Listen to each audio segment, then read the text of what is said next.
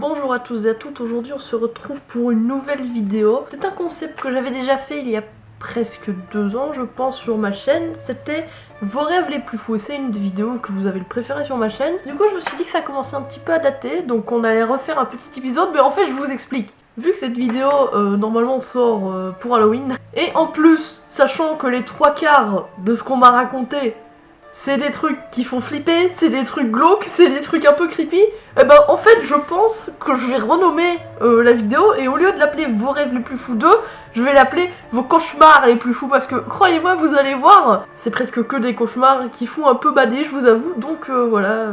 Et on va commencer tout de suite avec le rêve de Minissou qui m'a envoyé sur Twitter. Mon rêve le plus dingue, ça reste celui où on a été confronté à un trafiquant d'organes qui a tué toute ma famille pour tout revendre au marché noir.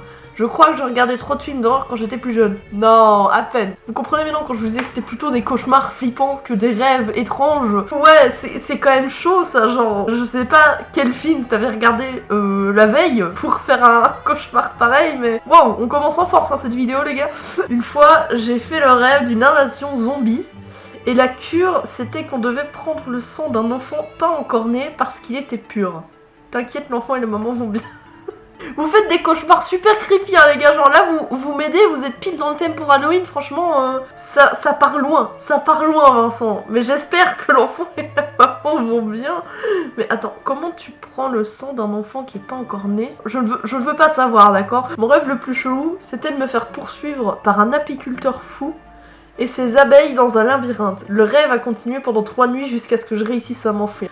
Alors ouais, déjà moi les insectes et tout, genre il suffit qu'il y ait un papillon qui vole à 2 cm de moi, je vous jure je vais être là comme ça, je vais faire comme ça genre.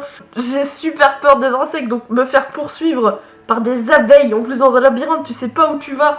Mon dieu, mais quel enfer. Et par contre, le fait que ton rêve va continuer pendant 3 nuits jusqu'à ce que tu t'enfuis, j'avais déjà fait, quand j'étais plus petite, une sorte de rêve récurrent, du genre, je sais pas si ça vous est déjà arrivé de faire plusieurs fois le même rêve, et en fait, à chaque fois, quand vous rêvez de la même chose, ben vous allez plus loin dans le rêve, genre c'est super perturbant. Moi, je me souviens plus ou moins qu'on était dans un truc de jeu pour enfants, enfin je vous mets une photo au montage de ce dont je veux parler, et je me souviens que j'étais avec mes potes de primaire là-bas, on s'amusait dans les jeux et tout, on se cachait et tout, et alors à un moment, genre, vous voyez, je passe dans une sorte de petit tuyau là, pour aller entre 2 gros carrés, on va dire ça comme ça, et je tombe nez à nez avec un alien, genre c'était...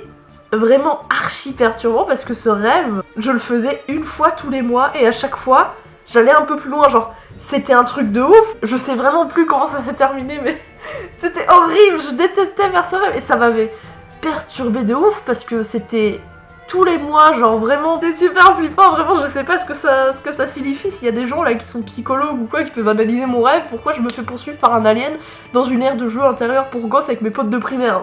Et pourquoi je fais ce rêve tous les mois, genre. Mais je pense que ça a duré pendant au moins 5-6 mois, hein, vraiment. Et du coup, voilà, ça m'a fait beaucoup penser à mon rêve. Mais ouais, j'avoue que apiculteur fou et les abeilles dans un labyrinthe, c'est un petit peu la même vibe qu'un alien dans une aire de jeu pour gosses, parce qu'en soi, c'est une sorte de labyrinthe aussi. Tu sais pas où tu vas, tu connais pas l'endroit, t'es un peu paumé aussi, tu vois. Donc je sais pas, il y a peut-être une signification derrière, ce serait intéressant de savoir. Mon rêve le plus chelou était que mon fond d'écran change heure 24 et à chaque fois je me téléportais dedans, je devais accomplir des quêtes et si je mourais dans la vraie vie. Morale du rêve, je suis mort à cause d'un fond d'écran princesse car je me suis fait embrocher par une licorne puis je me suis réveillée. N'empêche, tu sais, c'est un concept sympa et tout, genre tu dois partir à l'aventure dans ton fond d'écran et tout. Et puis t'arrives là, t'as des princesses et des licornes et tu te fais embrocher par une licorne, c'est un peu nul comme mort, je suis désolée hein, Rémi, mais je veux dire, t'aurais pu te faire brûler par un dragon ou t'aurais pu te faire tuer par un monstre, mais non, tu te fais embrocher par une licorne. Je trouve ça un peu rigolo, je t'avoue. Moi j'ai rêvé cette nuit que je voyais des petits bonhommes en train de grimper sur une surface vitrée, avec en arrière-plan plein d'immeubles illuminés dans la nuit. Mais genre c'est les petits bonhommes qui grimpent tout seuls que les gens vendent en foire. Et du coup il nous a mis une photo que je vous mettrai ici. C'est ces petits bonhommes où normalement tu les lances en fait sur un immeuble et genre je sais pas, ils se tournent comme ça, ils ont les mains comme ça qui collent, ils ont les pieds qui collent et du coup genre imaginez que c'est le petit bonhomme et ben il va faire comme ça sur la vitre, il va faire pouc, pouc, comme ça il va descendre comme ça en fait. Mais du coup dans son rêve, et ben eux c'était l'inverse, ils remontaient et du coup ça rend le truc un petit peu creepy tu vois, parce que normalement c'est censé tomber ces trucs là mais non, là il y en avait 1 million qui remontaient genre. Ça me fait bien, j'ai des frissons les gars.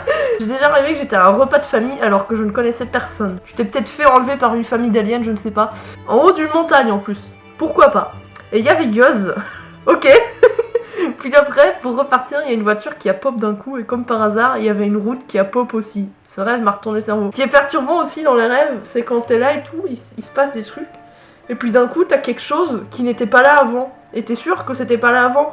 Et genre, c'est trop perturbant de se dire, mais comment c'est arrivé là? Parce que des fois, quand tu fais des rêves, on est d'accord, t'as l'impression que t'es dans la vraie vie. Genre, tu t'arrives pas à te dire que c'est un rêve, même si les trucs paraissent dingues et que tu te dis que c'est pas possible, que c'est des trucs tellement tirés par les cheveux. Mais il y a quand même parfois, t'as vraiment l'impression que c'est réel, tu vois. Et du coup, genre, c'est trop perturbant. Mais au contraire, il y a des fois où t'es conscient que c'est un rêve. Quand t'es dans ton rêve, genre, je sais pas comment ça se fait que des fois t'arrives à en être conscient et des fois t'y arrives pas.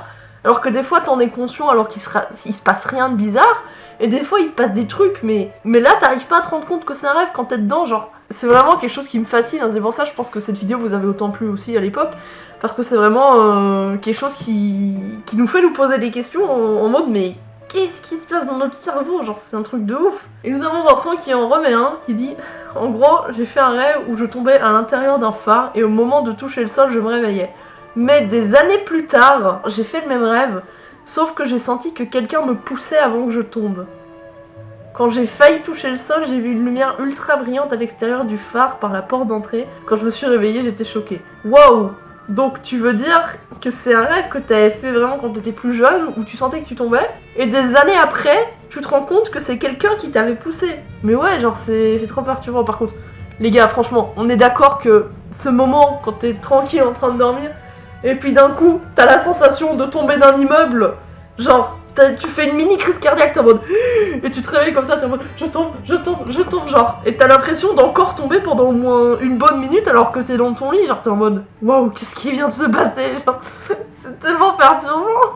Et voilà, je pense qu'on va s'arrêter ici. Ça fera une petite vidéo assez sympathique pour Halloween. Ne vous inquiétez pas si vous n'êtes pas passé, comme d'habitude, c'est comme pour les FAQ parce que vous êtes à chaque fois beaucoup à participer. C'est compliqué de faire passer tout. En tout cas, j'espère que cette petite vidéo vous a plu. Si c'est le cas, n'hésitez pas à liker, à commenter, à vous abonner. Vous connaissez la chanson. Et franchement, venez sur les réseaux sociaux. Parce que là, j'ai lancé un petit concept pour une vidéo dans environ un mois, pour laquelle j'ai besoin que vous participiez. Donc si ça vous intéresse, vraiment, venez me suivre sur les réseaux sociaux, parce que c'est là qu'il y a toutes les infos. Enfin voilà, merci d'avoir regardé cette vidéo. On se dit à bientôt. Des gros bisous. Et évidemment, pour les bonnes soirées.